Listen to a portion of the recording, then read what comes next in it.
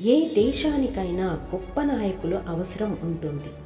కానీ కొందరు నాయకులు వస్తారు, చరిత్రనే మారుస్తారు. అలాంటి గొప్ప వ్యక్తే బాబు జగ్జీవన్ రామ్ గారు.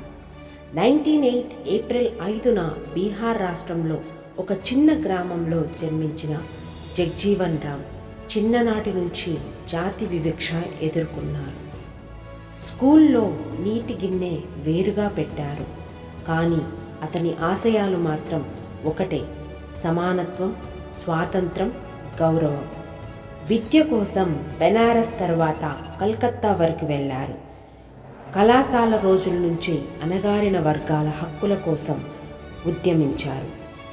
1935లో all India depressed classes league స్థాపించి దళితుల గొంతుగా మారారు.